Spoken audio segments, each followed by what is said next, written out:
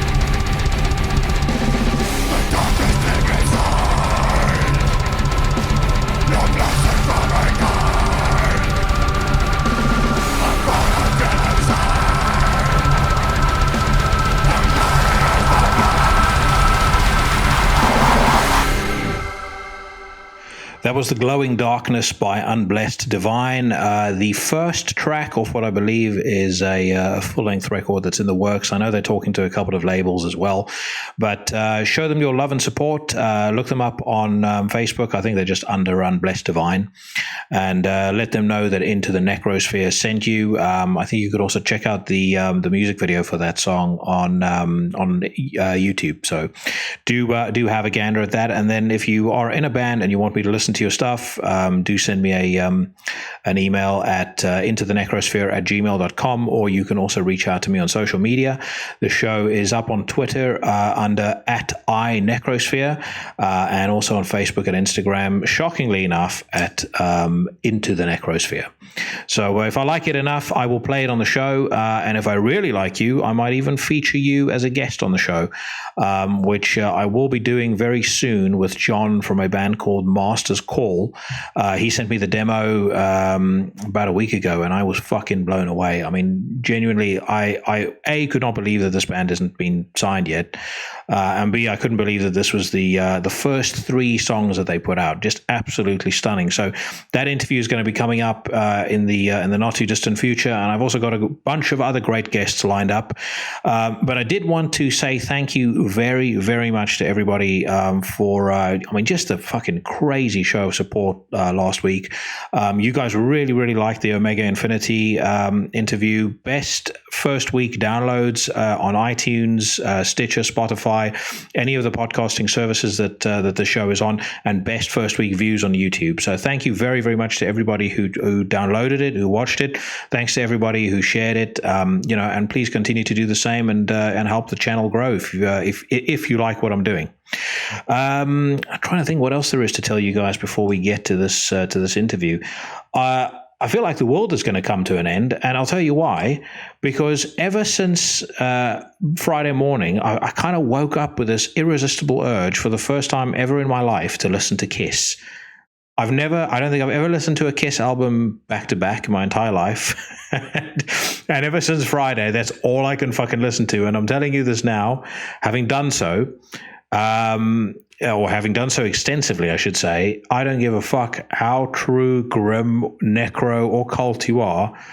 If you don't think that Deuce is a absolutely ripping badass song, there is something seriously wrong with you. And on that note, I would like to welcome for the first time ever Derek Carley of Burial.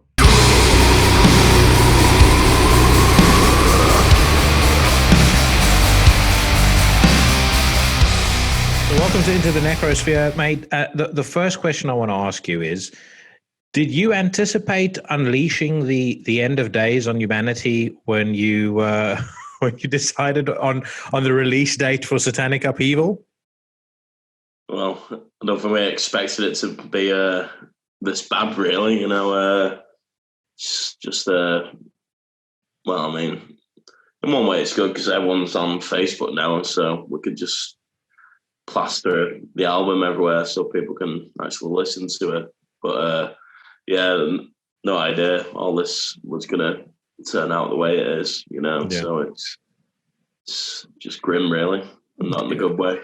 Yeah, I was about to say definitely not in the black metal way. But I will say, like, for the new Burial album, as soon as Apocalyptic Witchcraft announced that they'd signed you, they were going to be putting out the new record, I felt like there was a lot more buzz around this album than maybe I'd expected. I really liked the previous record. I've known about you guys for a while, but it felt to me like there was, and I don't know whether this is the right word, but there was a bit of an event around the release of this record. Did you feel that as well?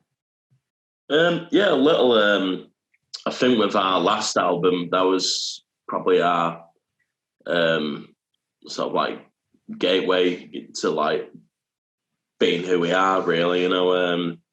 Like really proud of the last album. I like the stuff we've done before that, but our last album was the first one on the label, and which exposed us, a bit more.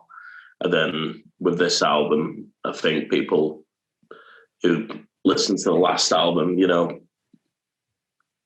excited really, to see how we, if we can carry on it, Yeah. But yeah, I think especially with the artwork as well, and the actual like songs on this album, I think like we're really excited about and proud of. So it's just been good that it's getting received, the same way as we feel about it. Yeah. Oh, and I was going to say to you, I mean, there wasn't just a lot of buzz around the album when it came out, but the response to it has been really great as well. Have you been surprised by it? As you say, did you you guys are very excited about it, but did you expect people to be this positive and this enthusiastic about Burial in 2020? Yeah, I mean, we've had, a few people saying, but when's your next album coming, because we've been not sat on it for a while, but we took a long time this time to release it and make sure it sounds the way it does and to up our game from the last album. So I think it has, come to a nice, bit of surprise to people that we're still pushing ourselves and we're still knocking about. Yeah. So there was a 4-year break between this record, between the previous record and this album. How long did the actual writing of the new material take you? And a lot of I guess some of the changes in direction that you've taken, which isn't massive, but there's kind of more of a death metal influence. I think the songs are a little bit more technical. And as I said in my review, it feels like you guys have just kind of you sort of innovated within the framework that you set for yourself on Unholy Sedition. But were those changes or those bits of progress, was that natural? Was it intentional? How did that come about? It was mainly natural, and some of the reason it took so long is that we sort of like when the last album came out, we just carry on practicing, just writing the odd song here and there, and while we were gigging, doing a lot of gigs a year or so ago. And then we recorded it about a year ago, Satanic Upheaval, and we just worked our way, make sure we get the art right and getting the production right, and just other setbacks in just life in general, just put everything on hold a couple of times. Just family problems and just work commitments and stuff, and being in 2 other bands, so time just goes by too fast, and you don't really realize how quick it goes, really. Yeah. And then, as I said earlier, it's kind of in a bizarrely ironic way. It seems almost like the right time for this record to have been released. By the way, how has the COVID-19 lockdown affected you? Obviously you're housebound like most of us. What have you been getting up to in the downtime? I mean, because I'm like a heating engineer plumber, so I've been working all the way through it at some medical facilities and just keeping buildings running. So downtime's been bad because I can't see my mates and we can't practice. So that's been the biggest killer, is just not seeing my friends and practicing, and obviously gigging, because that's sort of like all we do really. Is every weekend we'll go out gigging, and so I mean it's been a bit depressing sometimes, but that's been nice having a bit of time off. Yeah, not combing my hair for gigs and stuff. You mentioned doing the doing work at medical facilities, and obviously there were press reports out saying that the bodies are piling up, and that the press, the medical facilities are overwhelmed. Did that kind of chime with any of the reality of anything that you saw? Not really. It was like I was doing like not like hospitals, and I did get asked to go and work at a hospital, but it fell through. But now I've not really seen like physical impacts, of COVID, apart from the roads were empty for months. Apart from that, I've not really, I don't think I know anyone who's, passed away from it. Yeah. So it's not really hit home in that sense. I know a few people who've definitely have had it and got over it, but so I've not really seen any real life effects of it, really. Yeah. I know of one person who's had it, and this is like probably about a 5-step connection away from you on Facebook. Somebody who's elderly relative died. But then, I think with elderly relatives, they also catch pneumonia more easily, especially in the winter. So I'm dubious about that. It is one thing with the traffic, though. I must admit there were certain aspects to this lockdown that I quite enjoyed. There's less less fucking scallywags and riffraff out in the street. The roads are quieter. Not so keen on having to queue up at the supermarket. But as far as everything else is concerned, I think life was pretty sweet. Well, yeah. I mean, I think me and my mates have been social distancing from 20 years. So I'd say we're socially distant from society anyway. Yeah. How did the sorry, were you going to say?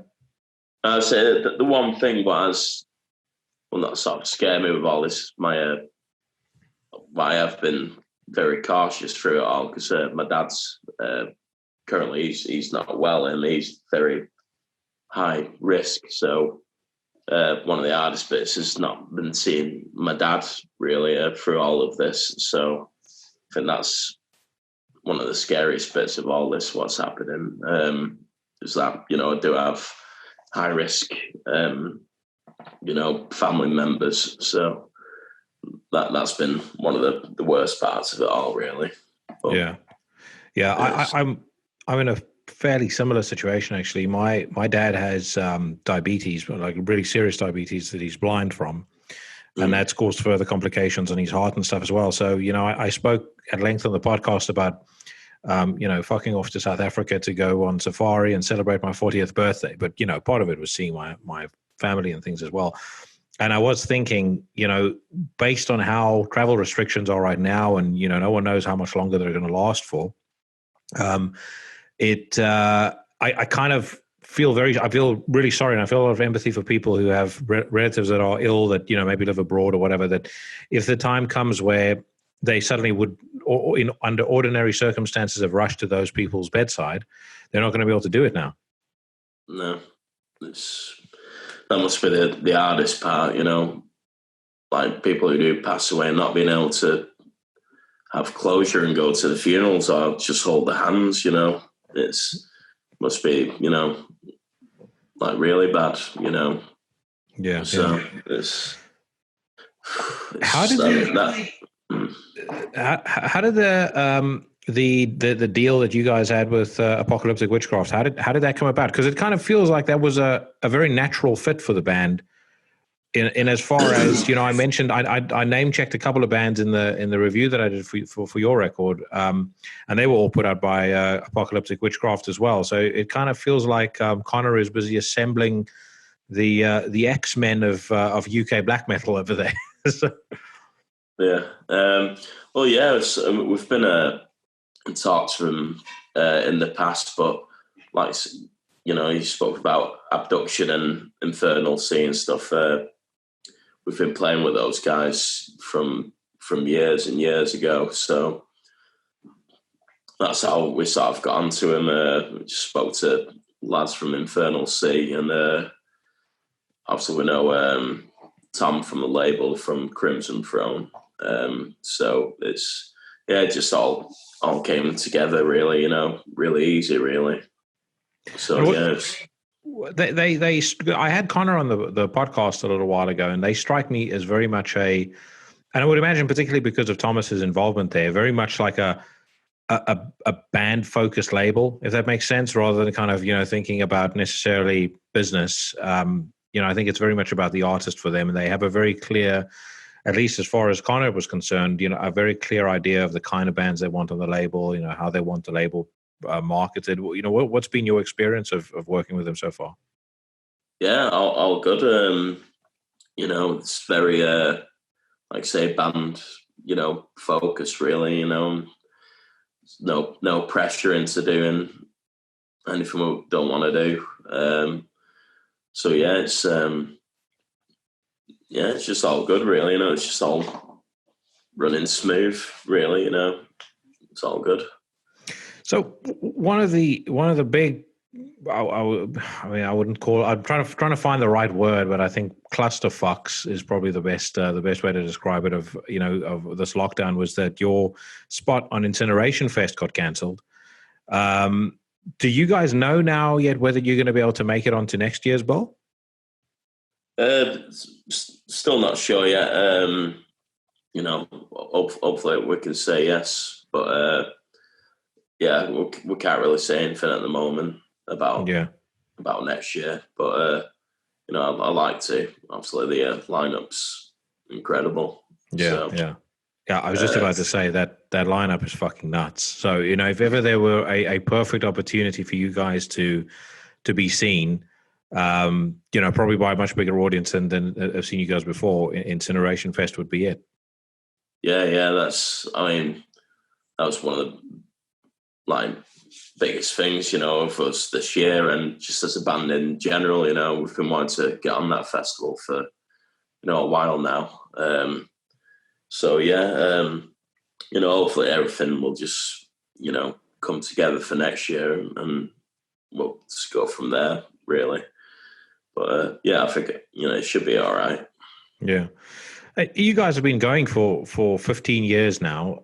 How have the goals that you have for the band, how has that kind of shifted over time? So if you think about, I guess, your expectations when you started Burial 15 years ago versus, how you feel about it now off the back of an album that's getting a lot of very positive attention, where would you like to take the band in, say, kind of the next 5 years or next 10 years?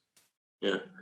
I think just carry on gigging, carry on writing music and releasing albums. I would love to play some bigger festivals, some outdoor festivals. I mean, that's one of my life goals really, is playing an outdoor festival. Not really bothered how big it is, but yeah, that's obviously nice to be getting on some European shows and maybe some in America, and so yeah, it's just carry on as we have been for 15 years. Just carry on at it, get another 15 years out of it. Yeah. I mean, you guys are obviously what I would kind of, I mentioned before, part of the in my view, the elite of the UK black metal scene, which generally is thriving right now. In my opinion, there is a ton of really, really good bands coming out all the time. What is your experience as a musician of being in that scene? Is there, for someone on the outside that would look at it and kind of romanticize it in a way, is there a community? Is there kind of unity in that scene, or is it, I think Pavel from Blaze of Perdition described the Polish scene the other day as just super competitive and nobody really speaks, and very, very few people or very few bands actually, hang out or interact in any way. What is the UK black metal scene like for you as a musician? It's probably opposite to the Polish scene, where we all get along really. We're all friends, and there's so many great black metal bands in England at the moment, and I think the sort of Britishness of being in a band in England, there's a lot of just what's the word, with soulmates really, we're not camaraderie. Yeah, that's the word, because also we've been on tour with Infernal Sea and Necronautical, and it's just nothing grim about it whatsoever, just eating kebabs and just getting leathered in different cities. And, yeah. But No, there's just, so, I mean, obviously there's a lot of respect, but I mean, I don't see much competition really. It's just each band does what they do, you know. Infernal Sea do their style of black metal and their imagery, and Old Corpse Road do their style and their imagery. That's the one thing I really like about British black metal, is that there is so many unique bands, what are coming out of it. So, Speaking of having fun and getting leathered, what's happening with Wolfbastard? Well, it's literally just before lockdown.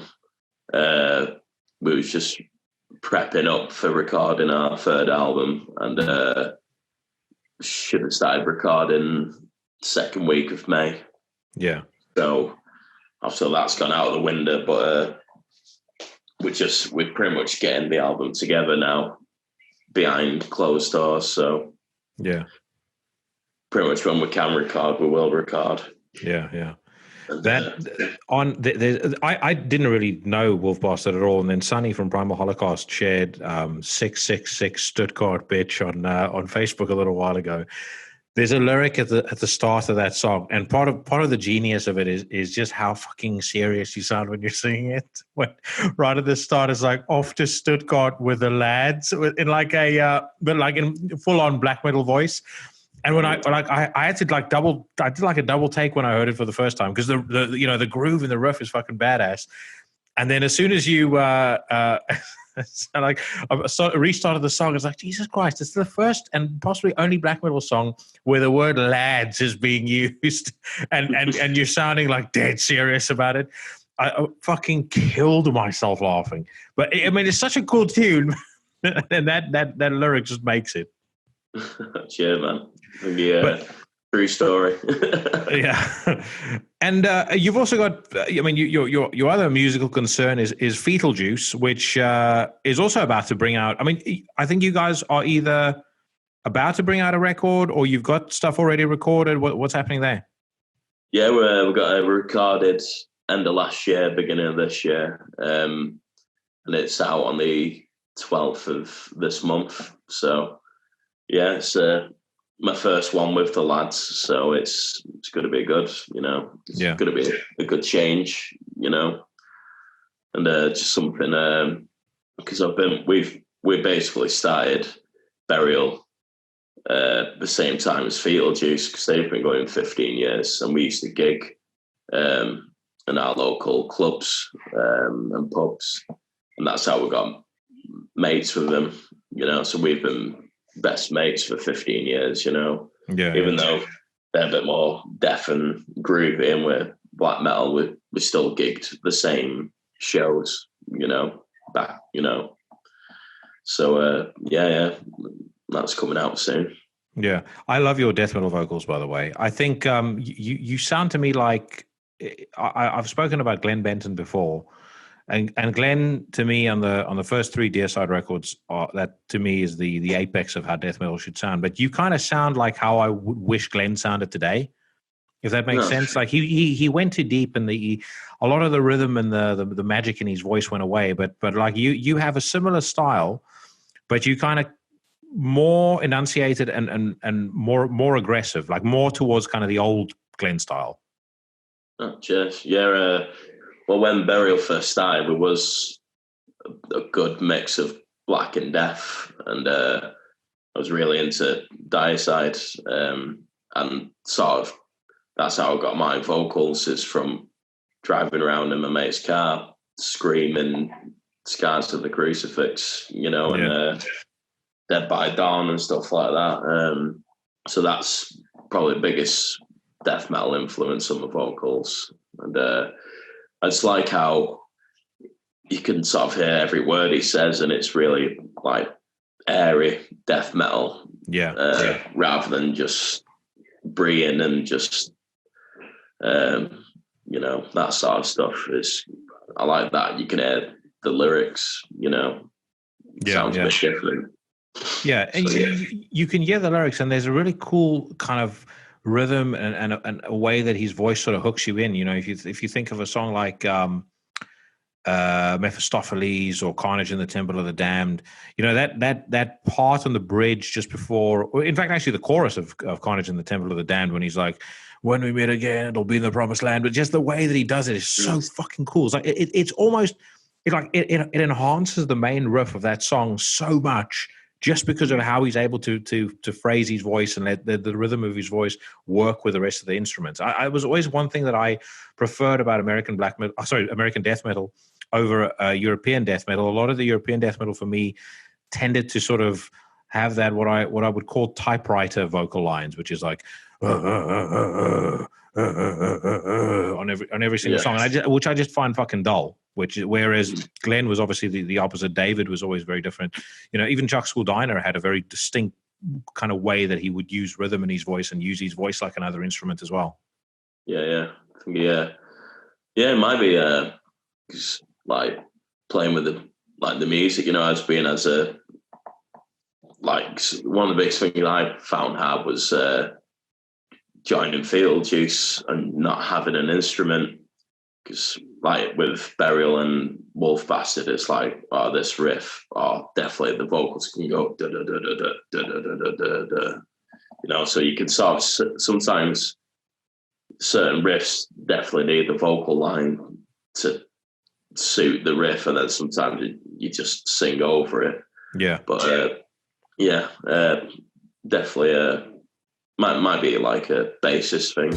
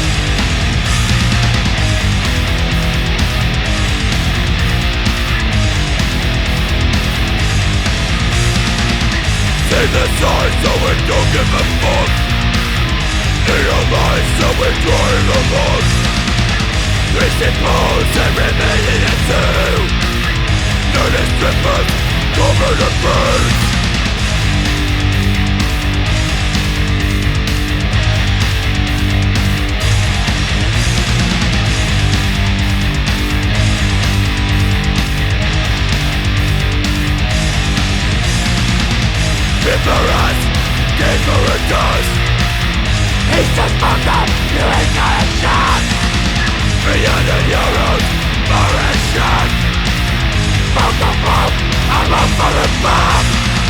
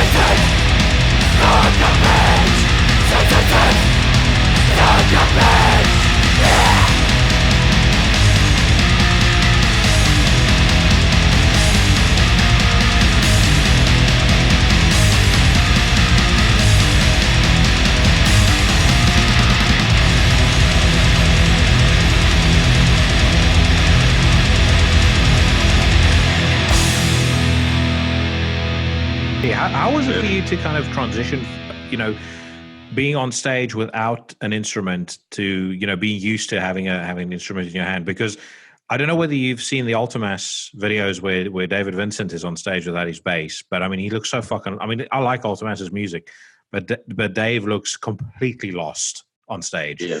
He's got this weird sort of like old man strut that he has on stage. And actually, Glenn, when he was doing vocals for Vital Remains, it's the same thing. He kind of doesn't know. It doesn't look like he knows what to do with himself.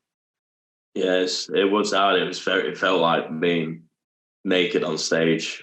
It was just like, and I basically got really, really pissed, and just jumped into the crowd or just fall over or just get pissed really. But it is very. It was like when I first cut my hair, like, because I used to play gigs, and if the gig was a bit shit, I'd just put my hair down and just bob my hair, and then that was it. Where I shaved my head, and it's like, fuck me, I've got to look at people now. Yeah.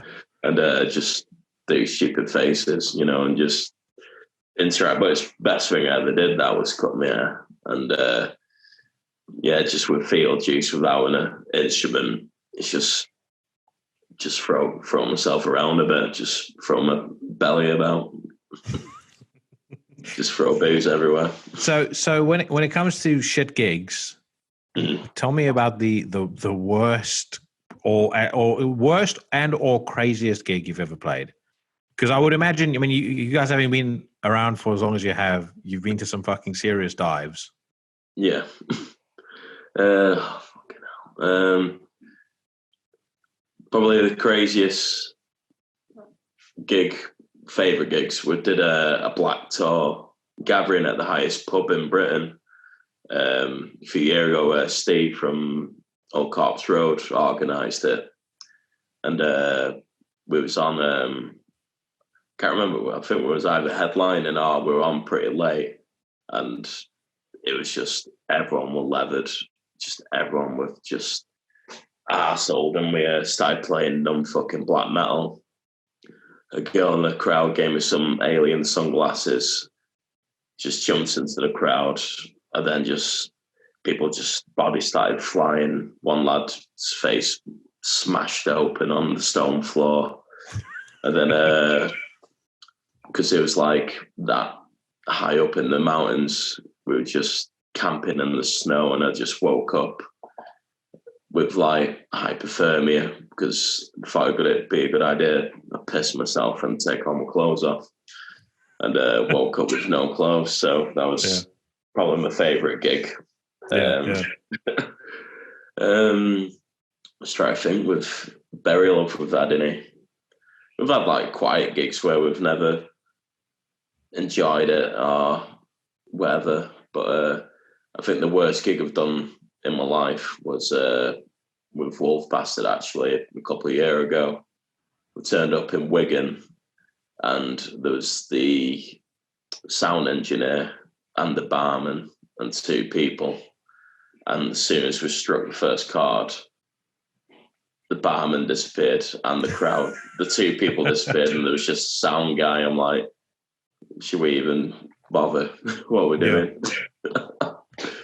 But yeah, I don't think we've never really had bad gigs where bad stuff happens.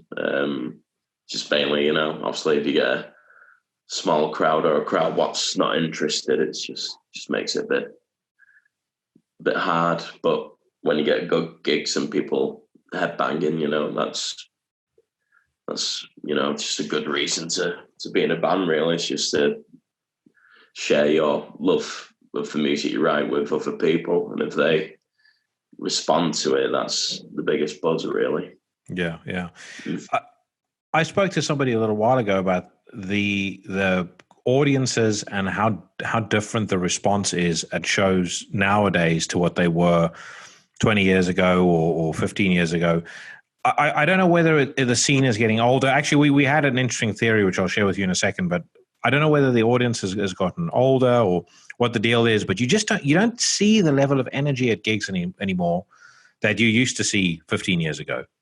I remember, floors turning into pits, and if people weren't part of it. They were made part of it, and you would see shoes flying around and people getting carried off on stretchers and shit like that. If you went to a decent sized show in London, and there's just none of that. There's none of that anymore. Crowds are. There's a couple of folks headbanging. You might see the odd pit breakout here and there, but it's pretty tame now. Yeah, I'm not sure why that is. I mean, it goes with different towns as well. Some towns it's quiet, with an older audience, or like some of the best shows we've played in recent years. Nottingham, you get a brilliant crowd in Nottingham, and Manchester, we're starting to get younger, people coming to shows, which is good, and they're a bit more enthusiastic. I figure if when you get over 30, you just stand at the back and just enjoy the music, where younger fans just want to get leathered and get the shit out of one another. Yeah. No, so the theory that I shared with this individual was that because people no longer really buy music, they don't have that level of investment any longer. So if you're not having to actually shell money out to buy music, you don't attach the level of value to it that we used to when we were younger. Because I mean, you'll be old enough to remember this, but I remember getting Domination or getting Fear Him Sinners Despair, and any of those records, and that was like my CD for the next 2-3 months. I wouldn't listen to anything else, and a significant proportion of my pocket money would have been plowed into that. So I studied every fucking crevice of the CD. I knew every nuance to the artwork. I knew all the lyrics. To this day, I still know most of the lyrics. And you just kind of attached that much more of a value to it that when you finally saw the band live, it's kind of like if you meet, the biggest celebrity in the world, just the idea of, okay, David Vincent's going to come on stage now, or Glenn Benton's going to walk on stage, or, I don't know, Abbott is going to walk on stage. When you saw when you finally saw them in person, it was like, you're like Macaulay Culkin on Home Alone. And I just don't feel like, I feel like the younger generation, and I kind of feel sorry for them in a way. They don't have to put as much work into discovering stuff anymore. They don't have to part with their money, certainly not in the same way, to enjoy music the way we used to. And so that's why they don't have that same emotional response when they go to shows. Yeah, it could be. Yeah, I know exactly what you mean. Like, when I was buying my first albums, it was like you cherish them, wouldn't you? Just something malleable in your hand, like with vinyl. I mean, I only started collecting vinyls about 10 years ago, but it's just something about having the artwork, and like I say, it is. I think the internet has, it's done good and bad for music. But I mean, I remember I used to go to a place in Manchester called Vinyl Exchange, and you just pick up a load of random, just flick through plastic wallets with just the album cover, and they're only a few quid, so you just pick, spend 20 quid in there, and then you just have all these new albums. You could go through them all, and then you go, oh well, that's a bit shit. And then you just find that one band where I think that's how I found probably Dayside. That's how I found them, was just found Scars of the Crucifix, and then I was like, fucking hell, this is amazing, but I do get where you're coming from. I think there's too much choice in the, for younger people nowadays. I was about to say, I think you have a point there as well, and I think the watermark has been set so high for music now which is in some ways it's a good thing, but there's so many bands coming out, and there's so many great bands coming out. You do kind of get lost a little bit in in all of it.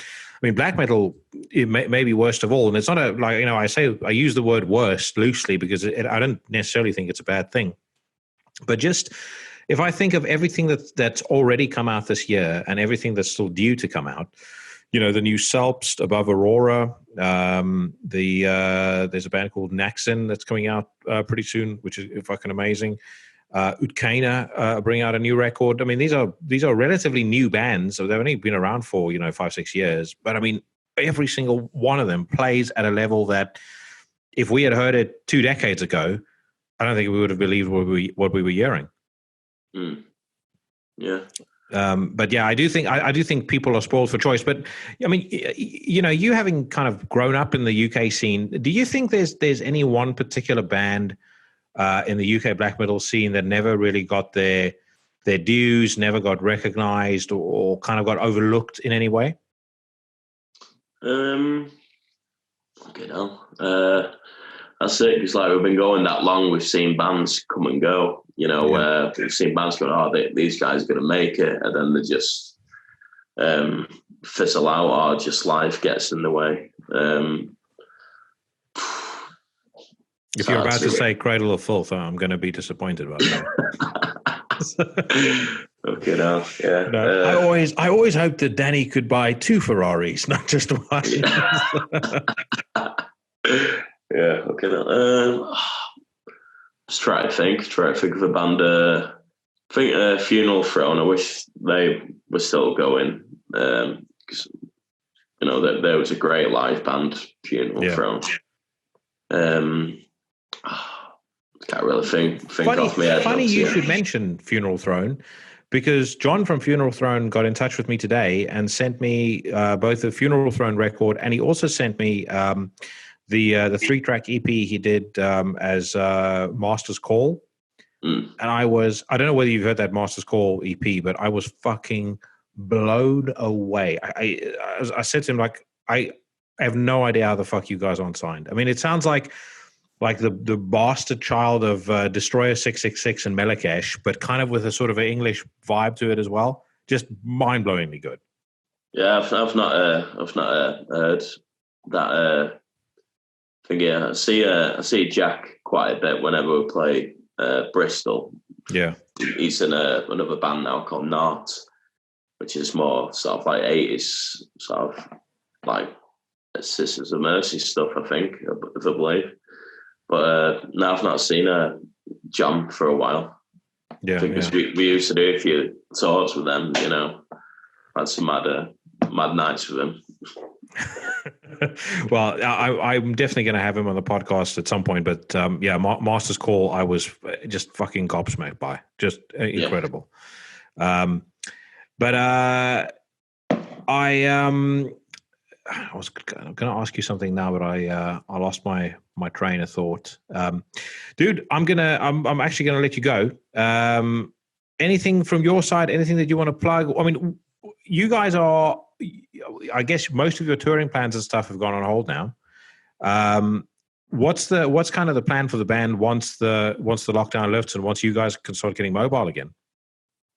Pretty much get practicing non-stop, get back to our live level, and get some of the gigs what were cancelled / moved to next year, get back on to them, and I think I might probably, once it's all over, I'm going to put on a big all-dayer in Manchester off my own back, and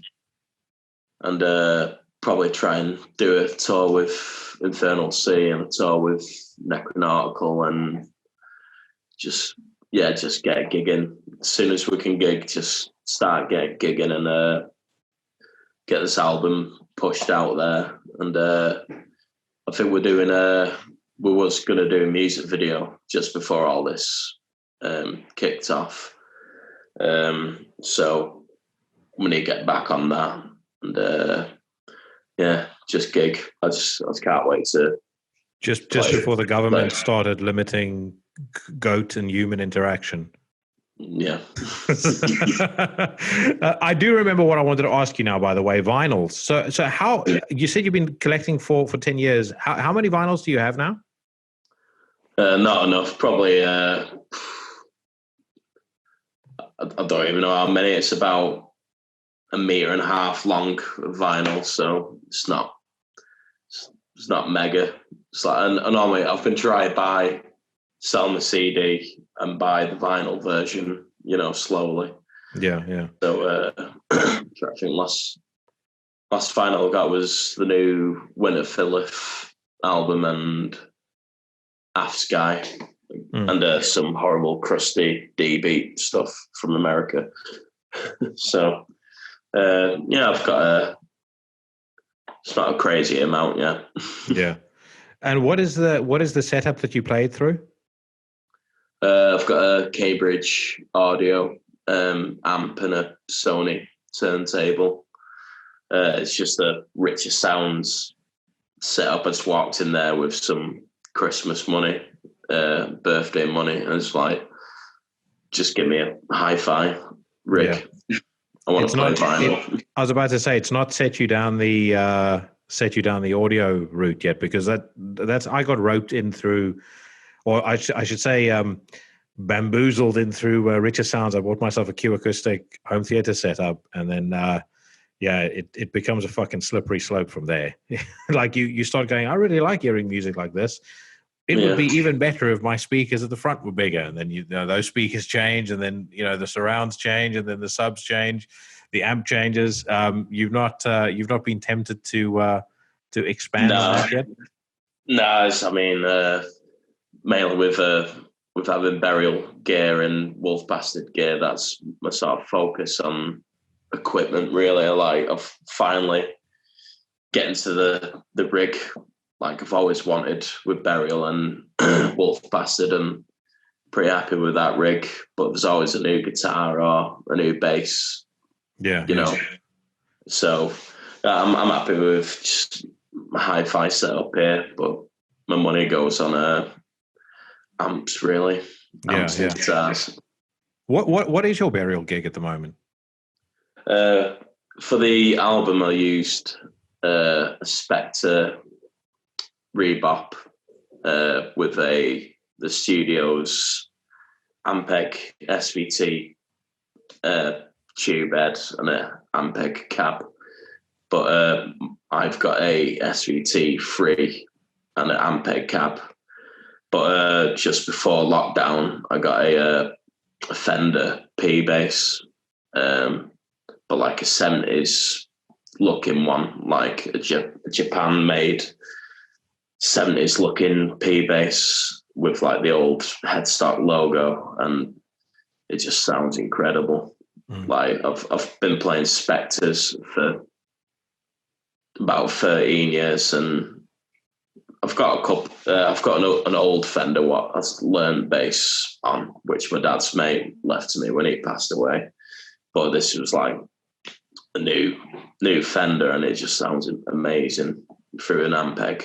And I've got a Dark Glass B7K like overdrive preamp pedal. So yeah, it's just I went in my because I've got like a workshop for my work, but I've got like a shed in the back where we do band practice, and I had to go the other day, and I just forget how nice it is. Sounds great. Like, what's the one money no object rig edition that you would make if and when you win the Euro Millions? Get a Rickenbacker. Yeah, I reckon. Yeah, it's they just cost way too much for what they are. And imagine you're playing a gig and you're getting levered, and it goes missing. You'd be fucking devastated. So I never really spend more than. I wouldn't spend more than £1,000 on a bass, and I think the most expensive bass was my Spectre, and I had to like part X 2 basses and money to get it. I think they're only £900, full retail, but at the time I was skint, so I just like begged, borrowed, and steal to get it. It's where my last expensive purchase was my Gibson SG for Wolfbastard, where that was £1,000, where I just got it on tick. So yeah, that just kind of pausing on Wolfbastard there again for a second. It reminded me when I heard 666 Stuttgart Bitch, when I got my Dan Marshall tattoo, he started playing Community Property by Steel Panther, and I didn't know the band whatsoever.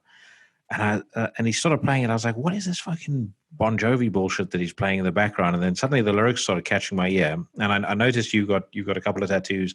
So you can imagine I'm laughing so much that I literally have to fucking like clench onto the table to stop myself from shaking. Because I'm terrified that he's going to make a mistake and fuck up the tattoo. But at the same time, like when you hear that for the first time, you can't help but kill yourself with laughter. But I mentioned your tattoos. That Frankenstein tattoo, or at least it looked like a Frankenstein tattoo that I spotted there. That is very, very nice work, mate. Who did that for you? It's called Olivia Brooke. She was based in Bury a couple of months ago, but now she's going to be setting her own shop up in Shaw, just outside of Oldham. But yeah, she's done a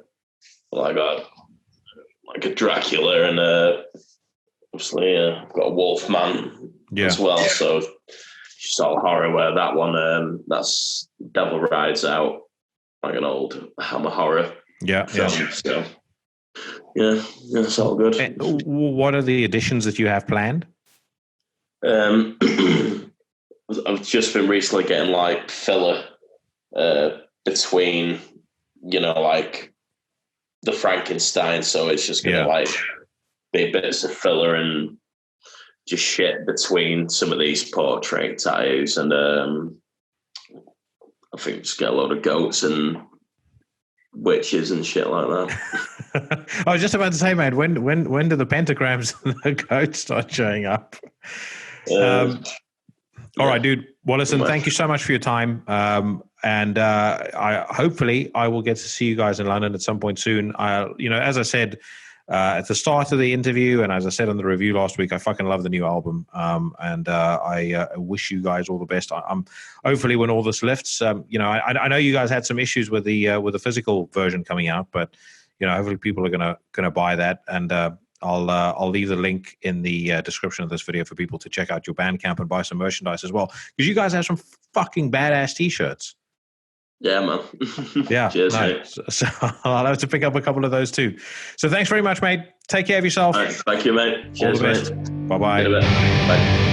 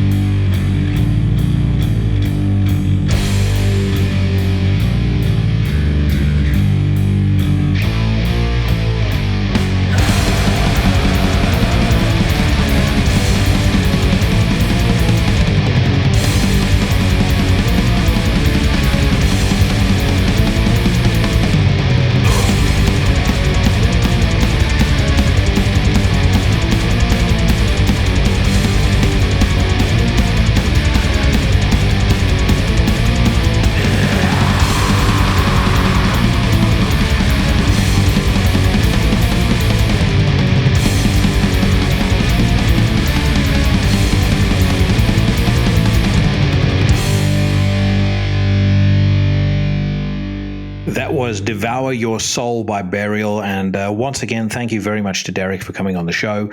The album is called Satanic Upheaval. The band, in case you missed it somehow, is Burial, and the record is available now on Apocalyptic Witchcraft Records. And shout out to Connor and everybody at Apocalyptic Witchcraft. One of my favorite record labels, I should say, hands down. I think they're doing great things for particularly extreme music here in the UK.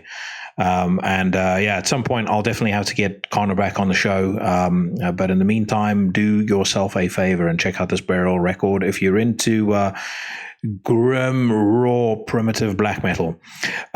Speaking of good records, Into the Necrosphere by Cosmovore, a band out of Augsburg in Bavaria. They've put out the record on Bandcamp. I did say album, I think, at the top of the show, and it's not an album, it's an EP. It's 4 tracks, 27 minutes, but unbelievable amount of promise and potential with this band. It kind of reminds me a little bit of a more proggy and maybe a little bit more old school Ulcerate. So it kind of has that discordance that Ulcerate has, and that really kind of dark atmosphere and that dark vibe that you would get on particularly the last Ulcerate record.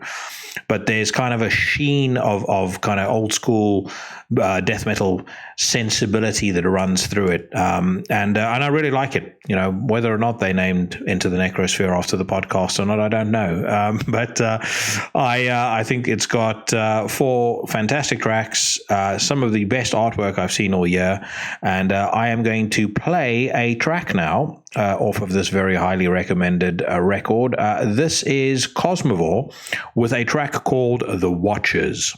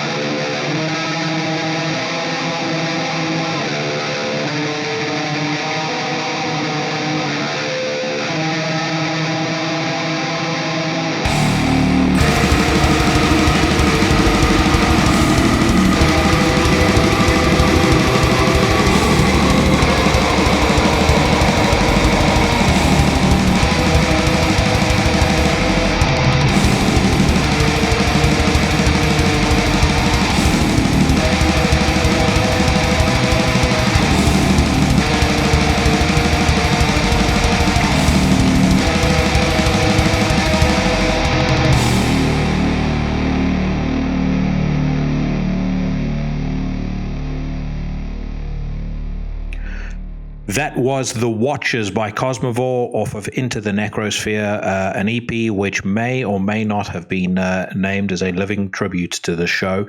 And at some point in the future, I'm going to have them on, and we can discuss it in detail. But like I said, highly recommended. And man, there's so much cool stuff coming up this month. The new Above Aurora is being released. Naxin, I think their album actually came out on Friday, just because of this Kiss obsession. I haven't had a chance to really listen to it yet. Just a bunch of really, really cool music. I think Utkaina's new record is coming out as well. You guys remember I've spoken about Utkaina a couple of times on the show. I did play their EP, and the new track they've put out is fucking stunning. Anyway, I spoke about new releases and about the news to Marco of Stellar Master Elite. So in exactly 3 seconds, I'm going to be staring him in his beady little German eyes, and we're going to eviscerate the news. So 3, 2, 1. I am going to say right up front, I'm going to try and avoid any politics today because, firstly, I think I've said everything that I can say about it. And secondly, I was thinking back to, I think the 5th or 6th episode that I did where I first spoke to Lee from Unblessed Divine. And I said on that episode that I thought that, politics didn't really have any place, particularly in a music podcast like this, because music is supposed to be a unifying force. It's what we find common ground on. It's what I've built the vast majority of my longest and most enduring friendships on. And so when you start to kind of when you bring a divisive topic like politics into it, you start to break those bonds that people can, or those things that people can unify around. And when people can't unify around anything any longer, they kind of fall into the trap that's being, in my opinion, at the moment fomented by the mainstream media, by mainstream celebrity culture, where it's almost like football hooliganism. You are in the red team and you support the blue team, so I hate you. Or you're in the blue team and you like the red, and I'm in the red team, so I think you're a scumbag. And when you get to that point, then it's no longer us and them, where we can live together with each other and respect each other's differences, laugh about each other's differences, and kind of understand that we have a lot more in common than we don't. It becomes us or them. And if anybody wants to understand what us or them means in reality, I would implore them to watch Apocalypse World War I, Apocalypse World War II, Apocalypse Hitler, and Apocalypse Stalin. And if that doesn't give you pause for thought, you are a fucking idiot. So I'm sorry I did climb up my soapbox there for a second, Marco, but I don't know whether you had anything that you wanted to add. I have nothing to add. Stunned to silence. Okay, right. So let's talk. So first things first. Serpent Omega share first single from new album. I don't know whether you know Serpent Omega whatsoever, but I listened to this and I was really pleasantly surprised. I was a little thrown by Pia, the vocalist's voice at first, but I kind of got used to it pretty quickly and then really started to like it. It's really, they describe it there as doom sludge. I'm trying to think how I would describe it. It kind of has some hallmarks of earlier Yob. Maybe some Cult of Luna. I see it was also mastered by Magnus Lindberg of Cult of Luna, so big surprise there. But very unique and very interesting sounding. I really like this. It's something that you've heard? Not yet, I guess. At least I can't remember. But I will give it a spin for sure. What are your thoughts on female vocalists in extreme metal? I don't know. Do you have choose your words carefully now, mate? Because you have these bands and you have that bands. For example, earlier this year. I went with my wife to Wiesbaden in Germany to see Dope Throne. Yeah, and they mighty impressed me. So that's one badass female singer. Yeah. I have to say, I like a lot of the bands that have been coming out with women singing. I thought Immortal Bird was cool. I always, even though I'm not a big fan of Arch Enemy, I did always have a real appreciation for Angela. You know, you could see that she tried her level best on stage. I'm not so. The one thing that she did, and I briefly met her and thought she was lovely. The one thing that she used to do on stage that I didn't approve of, she used to smile and like almost dance in between songs, and I was like, that has no place in that has no place in death metal. No, for sure not. You're supposed to look serious and angry. No, if we come back to Doom, then another band would be Windhand, for example. Very nice band as well. You're right. Very nice band as well. Right. Yeah, you're absolutely right. And whilst we're on the topic of women in music, I did talk last week about Chelsea Wolfe and her unbelievably badly named new project, Mrs. Piss. But I have to say, Mortal, their new record comes pretty close, and I laughed when I saw this because it made that's a nice one. Graveyard fuck. Well, the funniest thing is some of the song titles. Yeah, Cum Dumpster, Plastic Scum, Rotten Cunt Adoration, and what else? Splitted Skull Confessions. That sounds like a Cannibal Corpse album. That's pretty poetic. Yeah. Have you checked out this Mortal record yet? No. I didn't. Yeah. I didn't even know it exists. It's not bad. I mean, they've been away from the scene for 10 years. It definitely sounds like they've been away from the scene for 10, possibly 20 years. But I thought it. When it first started playing, I was like, "Wow, this fucking sucks." And then the more the album went on, the more I was like, "It's not too bad." Enslaved announced Cinematic Summer Tour. That's what I'm looking forward to. That's going to be really nice. Yes. So what are your thoughts on bands that are doing these streaming concerts and things like that? I know Randy Pazuzu did one a couple of weeks ago. What's your view? I mean, I know you guys don't play shows.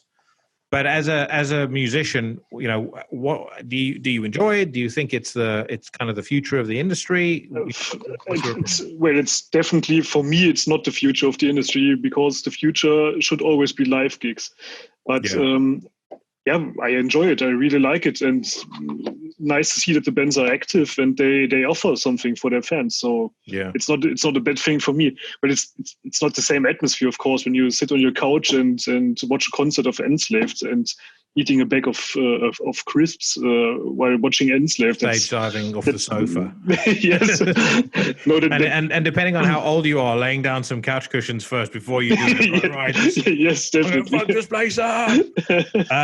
What did you think of the first single that Enslaved put out off this new record? Oh, that was quite nice. I really liked it. Yes. Yeah, it was an interesting one for me. I kind of feel the same way about it that I feel about some of the new Paradise Lost, where I think there's parts of the song that's excellent, and then parts of the song just sounds lazy to me. Just I don't know what it is. I can't put my finger on it entirely, but it just feels like some of the bridges or maybe some of the riffs. It feels like it might have been something that they has been lying around in the band room for years, and they're like, well, we can't figure out how to piece the two excellent parts together, so let's just take one of those riffs and shove it in there. That's the impression that I took away. Okay, I did not feel this way. I must say. Yeah. So I think it's a bit like they try to be a bit proggy and all that. Maybe that's why you think it sounds a bit lazy. But I don't know. I mean, I don't mind the proggier stuff that they've done over the last couple of years. As a matter of fact, I mean, some of my favorite stuff that they've done has been off the last couple of albums. But I mean, maybe it's just my taste in music presently, which is probably summarized in one word: violence. And it means that I'm not as big of a fan of this new Enslaved. I'm just not as excited about it as I ordinarily would be for. I think you have to listen to the whole album in one go to really get it. You may be right. Speaking of violence, though, Earthrot premiere new video. This band is fucking brilliant. I had Jared Bridgman on the show, obviously, a couple of episodes ago. He's a total badass. And this Black Tides of Obscurity record, I just think is stunning. Absolutely fucking stunning. Now, I swear to God, if you tell me that you've not listened to it yet after my ringing endorsement on the show, there's going to be consequences and repercussions. not the whole one. Two songs, too few songs, obviously, and I really like them. Really like them. Yeah, I just think they take and it was a very good interview, by the way. I really liked it. I thought he was a top-notch dude. Like I said, I adore this band. I think they have a very kind of Australian vibe to their music as well, which I wish I could put into words what I mean by that. But like, I think I know what you mean. Yeah, it's like violence. Well, yeah, it's violent. But think about bands like Alchemist. They're not particularly violent. The Amento is very violent, but Psychroptic. I feel like when it comes to Australian bands, it's like if you thought about it in terms of degrees, that it's like they're just 10 degrees off the tried and tested path, off the beaten track. Like they'll like Psychroptic is death metal, but there's just something about them that's unique. Like, and you can't put your finger on it. Earthrot's the same. Alchemist is the same. I personally still think Alchemist is one of the most underrated bands on the planet. I think they could have been one of the biggest bands on earth if they weren't based in Australia. But the Amenta is the same. There's just and that's part of why I love Australian bands so much and why I find Australian music so interesting. In a way, Destroyer 666 is as well. Maybe it has to do with really has to do with their isolation in terms of. That was my theory too. It was like I was wondering, is it because they're so isolated from the rest of the world, but they still get shows and stuff like that? Yeah, sure, but if you look at Europe or look at North and South America, you can travel anywhere you want, and you meet other people, you meet other musicians, and that's just not the case in Australia. Yeah. So you either stay where the fuck you are, or you travel to Europe. Yeah, that's it. This is a fucking cool video. Earthrot is an absolutely badass band. Black Tides of Obscurity, unless there is an astonishing amount of good music that comes out this year, which actually, to be fair, it seems like there may well be. I would say Black Tides of Obscurity is a shoe-in for my top 20 of 2020. And since you guys haven't released a record this year, mate, you can do that show with me. We actually booked the studio for beginning of January. Oh, really? Is that going to be? I don't know if I'm giving away secrets here, but you guys no. It's not the Abbey Road stuff. It's not that. Okay. Something else. All right. Okay. So January, you say? Yes. And then I think we have booked it from the 1st of January. Yeah. All right. Cool. How much studio time have you booked, if I may be so bold as to ask? 1 week so far. 1 week. Yeah. So you're gonna get drunk and do it the way they did Hate Them, 24 hours. No, I think I don't know our roadmap yet, but I think the drums will take 2 or 3 days. Yeah. And then we can do the rest. Yeah. Okay. Cool. I don't know if I would imagine you'll appreciate this story, but my daughter says to me this weekend, we were busy listening to Stellar Master Elite while we were building Legos, and she goes, "Dad, all your music is about death." I'm like, "What makes you say that?" So she says, "Well, because the singer goes, ah!" So I'm like, "Yeah, but you still like it, don't you?" "Yes, I do." Nice. So the Ruins of Beverast, you and I spoke about this. Firstly, I'll get out of the way that those two Almirkmi tracks, top notch. As I said, I have no idea why young men in Iceland are so pissed off and why so much black metal is coming out of there. They've got a lot to be happy about. That's because the alcohol is so expensive there. Yeah, possibly.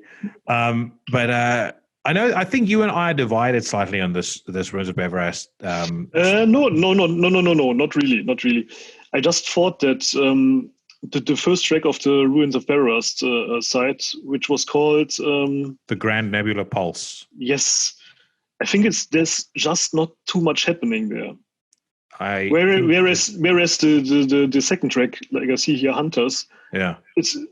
That's 100% my style. I believe that you are wrong to have that opinion. I like Hunters, but Hunters reminds me a bit of some of the earlier Ruins of Everest stuff. And the Grand Nebula Pulse, I don't know if it's because I listened to it on the hi-fi, and obviously the soundstage is a bit bigger there. But motherfucker, there's just something about that song I just can't get enough of. My girlfriend the other day was like, she's like, it must have been about the 30th or 40th time I'd listened to it. And she's like, is this your new favorite song? I was like, I think it might be. She's like, well, you're playing it all the fucking time. It's just 100% atmosphere. Yeah, that's true.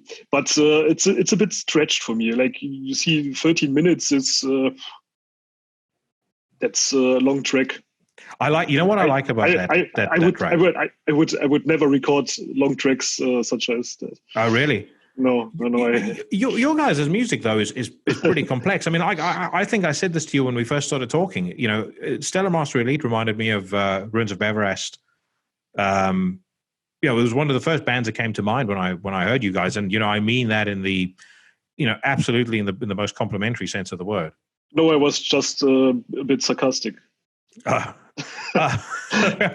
good, fair enough.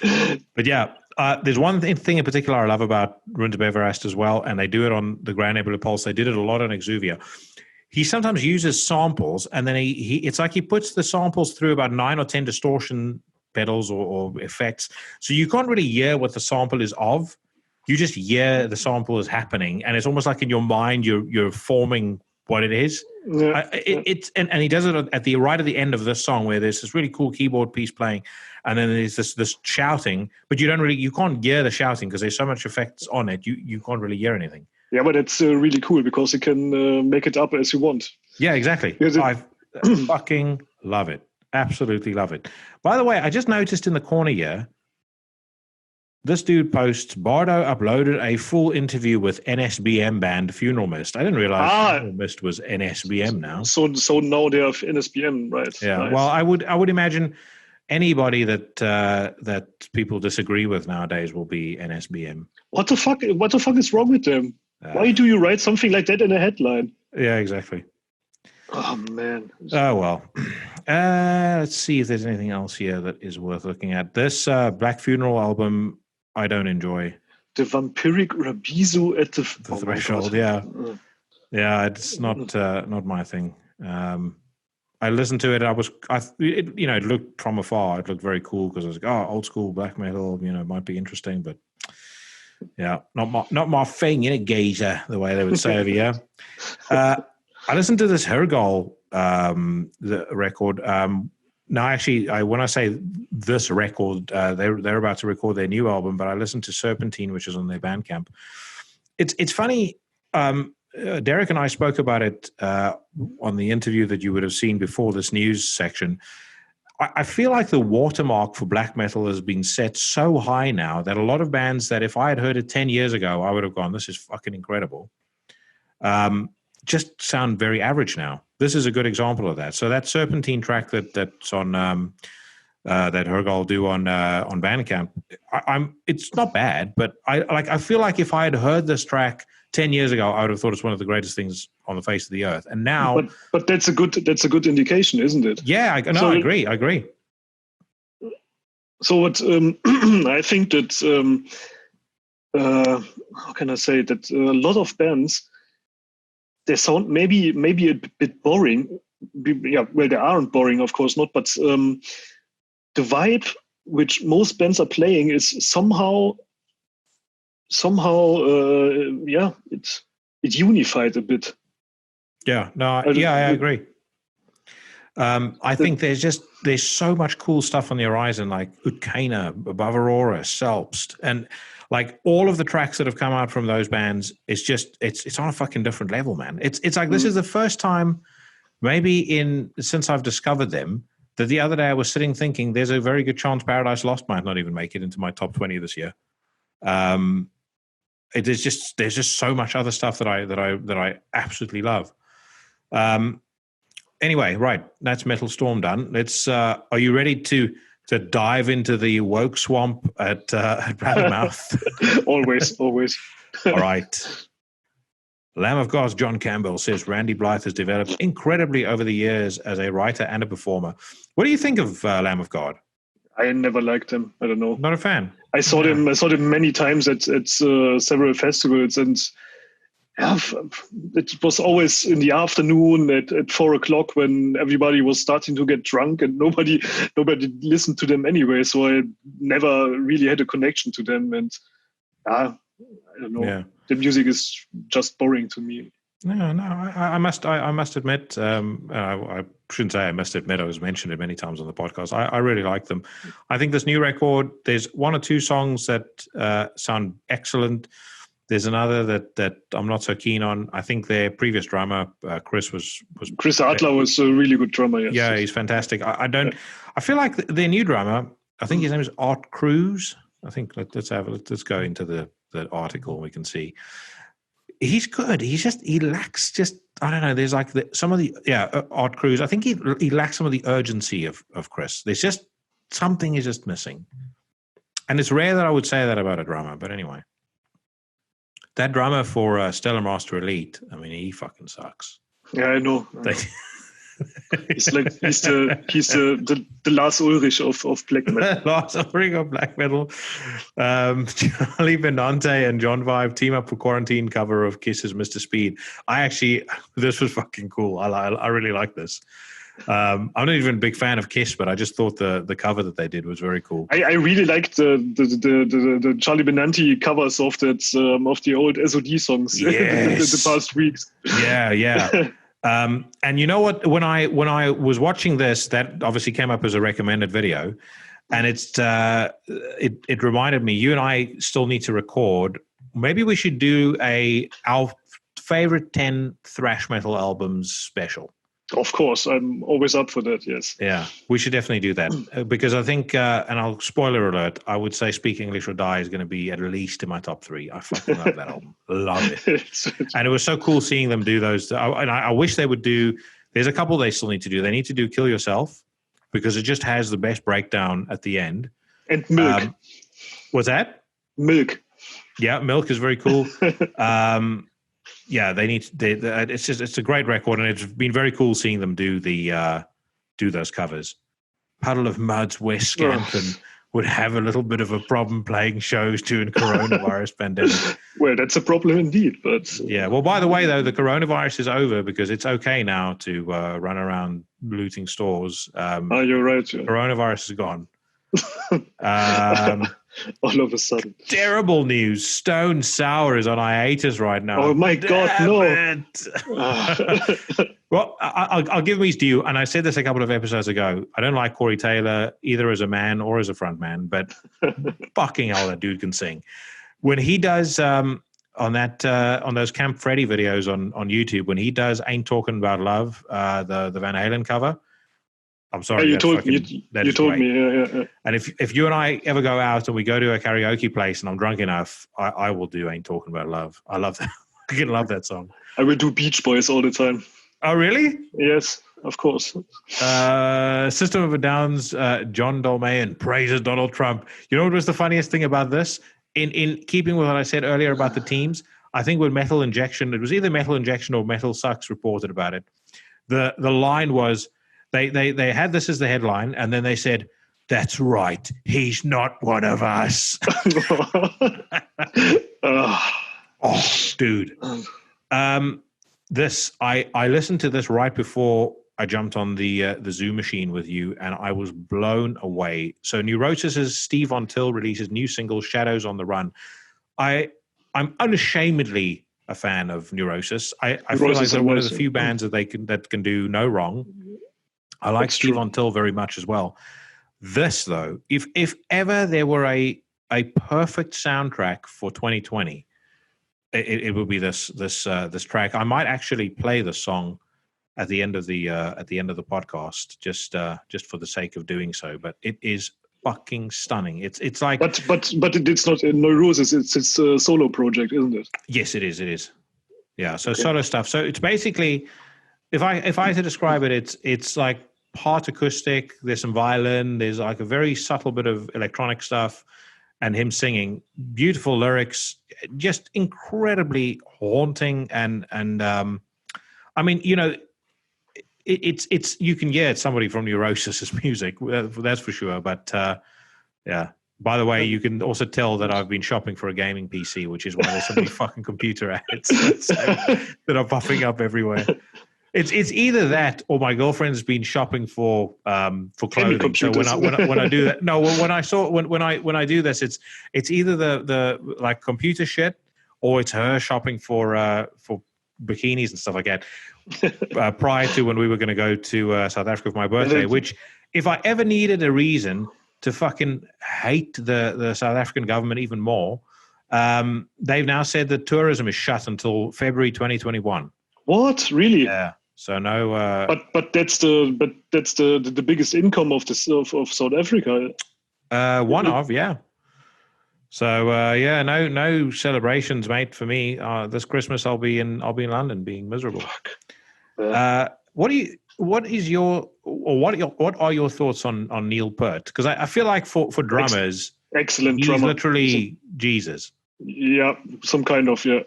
So let me ask you, because I'm speaking as a complete and utter layman here, and I don't mind Rush's music, but like if I were to listen to two drummers, like say I listen to Neil Peart and then I listen to George Colliers from Nile. As a person who can't play drums, I would immediately go, George Colliers is a better drummer. Because he's faster, yes. well, not even that. I just think his drum style is better. No, but with Neil Peart, he has so many facets in his drum playing. It's which is a range from jazz to rock music, and he perfectly combines that. Like, yeah, not many drummers can do. Yeah, and well, this guy had a I don't know how long did he play with Rush? 40 years. Yeah, like 40, 45. I mean, it fucking ages. And keeping that level so high over 40 years. I mean, it's just incredible. Yeah. Well, George Colliers is a great drummer as well, but he will never be such a legend than Neil. Yeah.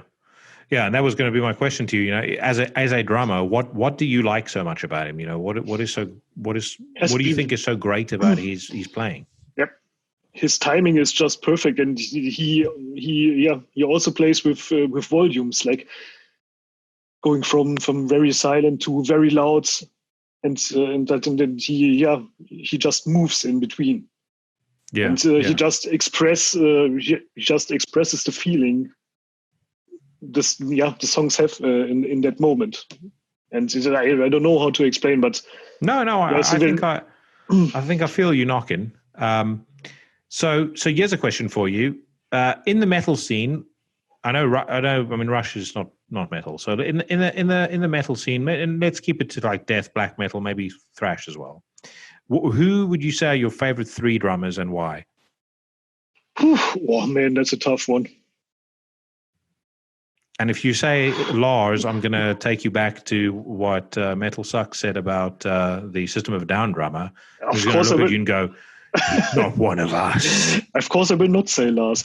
But I would say, yes, of course, Dave Lombardo. Yeah. Top guy. Then I would say Tom Hunting from Exodus. Oh, really? Yes, I love him. He's not the most technical one, but it's just, I don't know, how old is that guy? He's scratching on his 60s now. Yeah, well, he must do, yeah. He's still killing it. And, I don't know. Who would I choose? So maybe it would be Hellhammer. I love Hellhammer. I think his drumming is... He always has a shit drum sound, but I really like his drumming. Yeah, he's the master of the Gatling gun drum, is what I would call it. It literally sounds like he's driving a fucking tank when he's playing drums. Yes, and if I could choose a fourth one, then it would be Michel from Voivod, obviously. Yeah. I'm trying to think who. So Hellhammer would be one of mine. I'm a very big fan of Steve from Deicide, although more so his earlier stuff than newer. I feel like in the newer stuff, it became a bit too triggered, whereas the earlier stuff, there's just like a fucking spite and a hate to the way he plays that I loved. I really like Gene Hoglan, especially like what he's been doing on the last couple of Testament albums. I'm trying to think who else I really like. I'd say non-metal. I actually genuinely really quite like Dave Grohl. I think he's a very good drummer. Okay. I think the job he did on the Queens of the Stone Age album on Songs for the Deaf, I thought was superb. Okay. But anyway, right. Oh, but mate, you left out the greatest drummer of all time. Tommy Lee, of course. The Guru drummer, Tommy Lee. I don't know if I can use my John Corabi voice for Tommy Lee, but I feel tempted to do it when I read that line. People are gonna bug. Let's see what he says. By the way, I'm going to play you a clip of this in a second. I don't know if it's going to come through the speaker enough for everybody, but by the time this has come out, you'll be able to hear it. And I want to play it because there's a particular comment I want to make in tandem with how badly it fucking sucks. But anyway, so yeah. Tommy told US Weekly about the new songs. I can't wait. People are gonna bug. Listen to this bullshit. You should read that in an Arnold Schwarzenegger voice. So he's got a South African rapper who I've never heard of her before. But I'm gonna be very frank here and say I have no fucking idea why you guys even listen to me. I hate the South African accent. I think it sounds fucking terrible. No, it's this particular rapper, as you're gonna hear now, and you and I both like us some rap. Yes. Good God, this is fucking bad. So brace yourself. I don't write songs, I write sin. Oh, stop it. Don't seek a toss spot.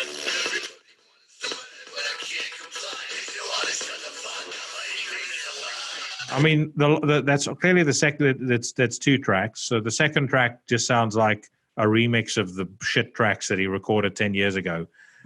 But this is so fucking atrocious. I don't write songs. That was South African accent, yes? Oh, yes, mate. Like I said, here we go. I don't write songs, I write sin. I don't write songs, I write sin.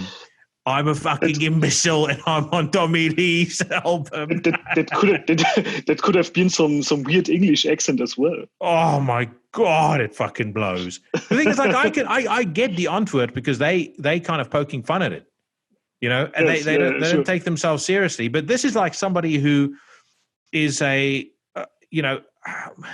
it's like she saw the Antwoord and she thought, oh, everything these guys are doing is dead serious, and I'm gonna express myself using a similar medium, or as she would have said it, I'm going to express myself using a similar medium, the medium of hip hop. Hip hop. You.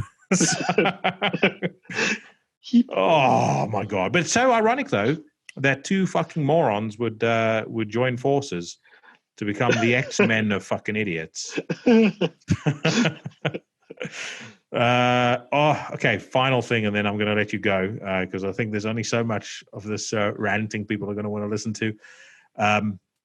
Nurgle says next Behemoth album won't be longer than 40 minutes. I bet I know what your response is going to be to that. Thank God. Do I have to answer?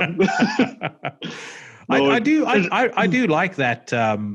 That cover that they did of a forest. I like that. I tell you what I don't like is that new track they released that's off the EP. That is fucking dreadful. I mean, they're like starting to approach, I think, it's called Evo. They're starting to approach like In Flames vibes. Oh my God. Track. Like the first part of the song is very cool. And then all of a sudden there's like this weird, like In Flames rock type of a vibe that comes in. It's like, what the fuck were you smoking when you wrote this bullshit? There's not much to look forward to with that new album. No, I guess like the last three albums. I wonder if Evo is like a play on emo. Maybe he's bring that into black metal. Emo. He would have, because I still think I mean I've like I said, I've met him and he was a very cool guy when I met him. But the one thing where I really caught he's his stock price went down in my estimation.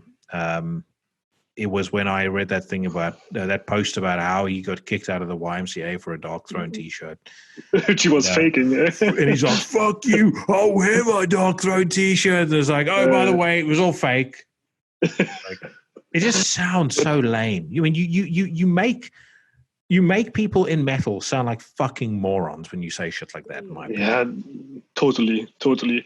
But then he's doing things like that, and then the other day he's meeting with that guy from Graveland, and nobody bats an eye. Yeah. Yeah, no, there were a few people that were pissed off about that. He posted a picture of him wearing a T-shirt where he had some fucking Antifa moron kneeling and someone holding a gun to their head. I think it was something to that effect. But yeah, the unfortunately sizable quotient of Antifa cunts that are in the metal scene, they definitely did not like that. I personally think his share price went up a tad then, but not enough for me to consider him a strong buy. I said, by the way, that was going to be the final one, but let's talk about this very quickly. Cannibal Corpse is in the studio recording a new album. Nice. People seem to be like wanting to be fucking super sleuth, Inspector Gadget, trying to figure out whether Pat O'Brien's going to play on the album. I would imagine not. I don't think so. No. But your thoughts on Cannibal Corpse? Since over the last couple of years, over the last couple of records, they're steady. They don't bring out albums like Tomb of the Mutilated or The Bleeding anymore, but you can always listen to it. And yeah, isn't Tomb of the Mutilated still banned in your native land of Germany? Sorry, I say, isn't Tomb of the Mutilated still banned in your native land? Of Germany? No, it isn't anymore. Okay. I'll have to write to Angela Merkel and implore her to. I think the ban was. I think the ban was lifted. I don't know, 2 years ago. Yeah. That's why I bought the Japanese version of it. So. Okay. It's a shame that they never showed us that there was never a press conference. Angela Merkel could have held up the CD and like, I've listened to it now and decided in hindsight that. No, that's. The person responsible for that ban was some kind of, I don't know, elementary school teacher from I don't know where in Germany. Yeah. And she sued them and she won. And that's because that's why they had to do different covers for every album in Germany. Yeah. Well, I will admit I like Cannibal Corpse, but I can count on one hand the number of times I've listened to Red Before Black. And I'm probably going to be able to count on one hand. I sound like that fucking rap nitwit that was with Tommy Lee. I can count on one hand how many times I'm going to listen to its successor. Yeah, it's nothing to go back to. Yeah, it's fun. It's just fun. Yeah, 100%. You could blast it on the parking lot at the concerts. Have a great time with your guys having a beer, but it's nothing to sit down at home and to listen to. Yeah, I would say. I'm just looking at this now, actually. So when George Fisher posted on Instagram about this, he didn't tag Pat O'Brien. He tagged Alex Webster, Eric Rutan, Paul Mazurkowitz, and Rob Barrett. Eric Rutan, I assume, is producing again. Yeah. The last Cannibal Corpse album that I really massively got into was The Wretched Spawn. And that, to me, is, in my opinion, still one of the best. That and The Bleeding. That was nice, yes. That's a cool album. That's a very, very cool album. All right, bro. Thank you very, very much for your time. I think that we can possibly sign off together from the mean streets of Surbiton on the outskirts of London. And you don't have to give your entire address, but the mean streets of Trier in Germany. We are bidding you a fond farewell.